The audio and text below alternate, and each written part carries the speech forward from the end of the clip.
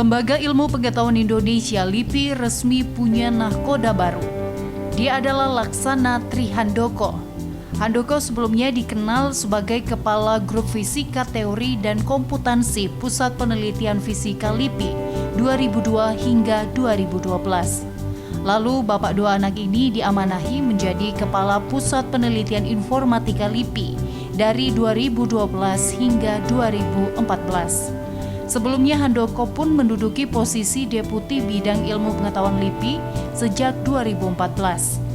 Tidak hanya itu, Handoko pernah mengajar di Departemen Fisika Institut Pertanian Bogor pada 2002 hingga 2004. Juga di Universitas Indonesia sejak 2002 hingga sekarang.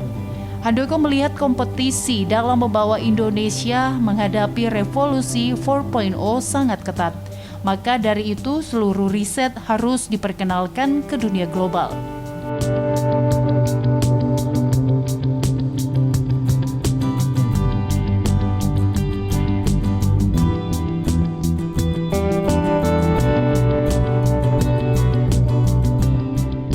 Permisi Pak Handoko.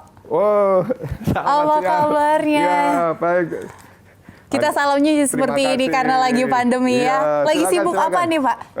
Biasa, baru webinar. Oh, lagi webinar. Ya. Di sini ya Pak? Ya, silakan. Terima kasih banyak nih. Iya, saya yang makasih. Terima kasih sudah menyempatkan waktunya untuk program VVIP ya Bapak. Ya pemirsa, program VVIP masih bersama saya Gesmi Sitanggang, dan kali ini sosok VVIP kita adalah Kepala Lembaga Ilmu Pengetahuan LIPI, yaitu Bapak Laksana Trihandoko, yang biasa disapa Pak Handoko. Apa kabarnya ini Pak Handoko? Sibuk apa selain mengurusin vaksin ya sekarang? Macam-macam kita. Banyak ya yang diurus. Ya, urusan COVID kan banyak ya, tidak hanya vaksin ya. Iya. Jadi apa aja yang lagi sedang berjalan? Mulai dari kajian ilmu sosial terkait dengan adaptasi kebiasaan baru, ada riset untuk imunomodulator, ada riset untuk berbagai alat ya, termasuk ventilator, ya, gitu. Macam-macam ini sekarang. Ya Pak Handoko, kan kita berbicara tentang pandemi saat ini COVID-19 secara tidak langsung mengubah tatanan kehidupan dan kebiasaan kita. Nah, untuk LIPI sendiri, untuk karyawannya, apakah masih menerapkan work from home atau seperti apa saat ini kebiasaan yang dilakukan bekerja? Kalau di LIPI kita dari awal ya, dari bulan Maret ya, dari bulan Maret gitu. Karena kan kita yang paling depan terkait dengan pengetahuan terkait COVID ini ya, sejak awal ya. Gitu. Nah itu kita sudah sebenarnya tidak mengimplementasikan work from home, tetapi semua tetap kerja, tetapi yang ngantor itu maksimal 20%. 20%. Sejak awal kita buat begitu. Work from home. Ya bisa work from home, bisa di coworking space. Jadi di semua kawasan LIPI itu di berbagai kota ya, kita sediakan ada working space. Jadi misalnya teman-teman yang riset di Jakarta ini, kantornya di Jakarta, dia rumahnya di Bogor, dia bisa kerja dari Bogor. Oh, seperti ya, kalau di LIPI sejak awal kita sudah ada itu sebenarnya fleksibel, istilahnya flexible time dan flexible space. Berarti tidak seperti orang kantoran yang harus... Ya, karena kita dari awal sudah mengimplementasikan absen via HP misalnya ya, begitu. Jadi justru kondisi pandemi ini sepertinya sudah hal yang biasa untuk... jadi kita udah biasa. Udah biasa. Iya. Kalau Pak Handoko sendiri dalam kondisi pandemi ini justru apa yang sangat berubah dialaminya untuk dalam pekerjaan? Kantor ini jadi sepi. Jadi sepi biasa yang ramai ya Pak? Ya, tapi yang serius ya. Kalau yang serius sih kita malah jauh lebih efisien ya.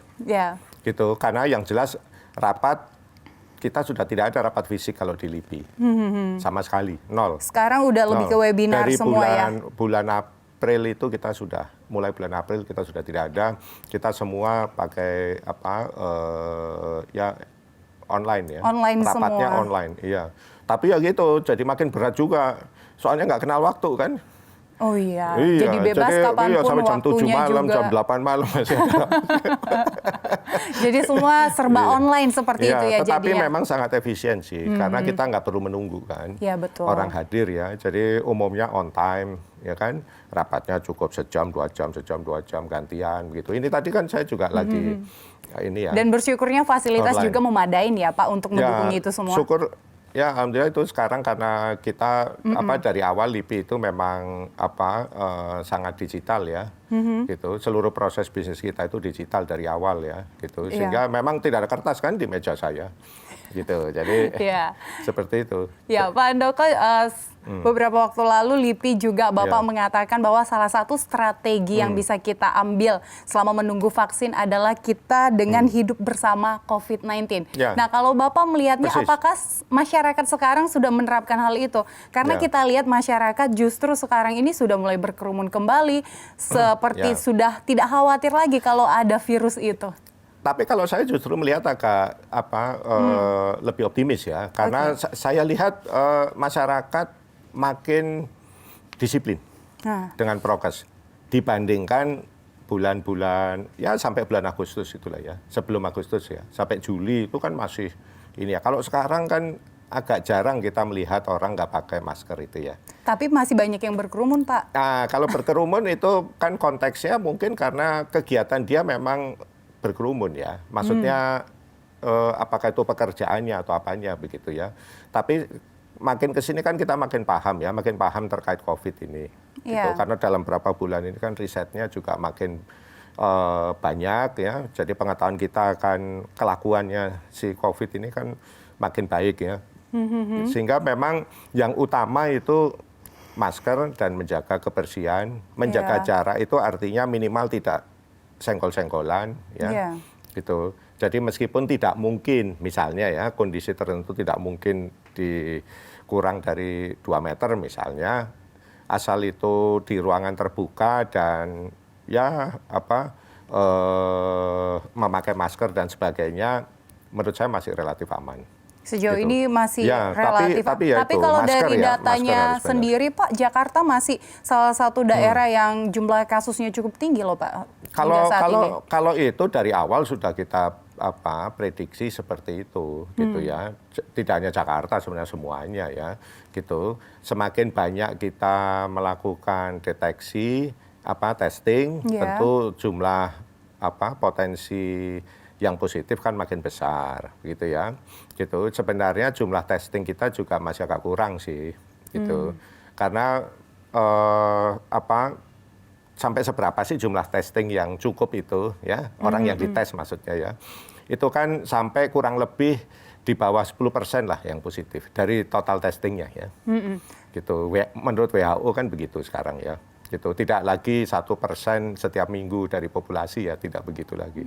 Kalau berbicara tentang testing, kalau Bapak melihat bagaimana sih kinerja dari pemerintah seperti Satgas COVID juga untuk melakukan testing ke daerah-daerah? Karena kalau kita lihat memang untuk testing di daerah katakanlah ibu kota memang sangat banyak dilakukan, rutin dilakukan. Tapi banyak daerah-daerah sebenarnya Pak yang masih belum terjangkau. Ya, itu memang kita dari awal kan mengalami kendala dengan kapasitas ya untuk melakukan testing begitu ya. Tapi saat ini kan menurut saya sudah jauh lebih tinggi lah ya kapasitas testingnya begitu. Jadi ya kita berharap proses khususnya yang dites itu kan dari yang positif ditrace orang-orang terdekatnya yang kontak tracing itu ya. Kontak tracing itu harus sampai layer sampai sudah tidak ada yang positif, gitu. Dan menurut saya di banyak daerah sudah sampai di level itu sih ya. Gitu. Makanya jumlah yang positif kelihatannya membanyak itu justru menurut saya itu menunjukkan memang kontak tracing kita cukup masif ya sebenarnya gitu ya. Meskipun kita berharap pada titik tertentu dia sudah mulai harusnya datar gitu.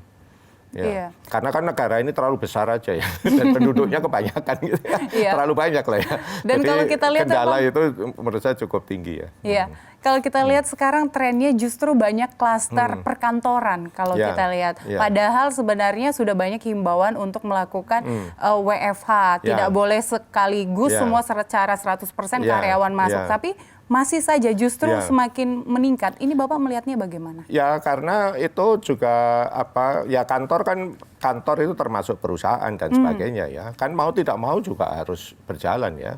Tidak bisa lagi terlalu lama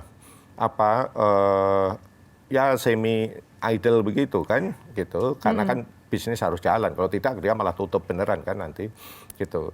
Nah, tetapi sebenarnya kalaupun kelihatannya ya klaster perkantoran itu besar, itu karena kontak tracing itu lebih mudah dilakukan di kantor gitu ya. Karena kan langsung ketahuan nih, misalnya si A, di kantor itu langsung satu ruangan, kami pun melakukan seperti itu ya. Gitu, langsung satu ruangan kita tes misalnya ya. Gitu, kemudian dari satu ruangan ada yang positif, keluarganya kita tes. Kan begitu ya. Kemudian dari keluarganya ada yang positif, tetangganya dites misalnya. Kan begitu. Terus ya seperti itu kan polanya, gitu. Sehingga kelihatannya klaster perkantoran yang banyak gitu. Hanya kalau menurut saya itu mungkin hanya karena tingkat testing dari klaster perkampungan misalnya ya, perumahan itu lebih sulit dilakukan. Yeah.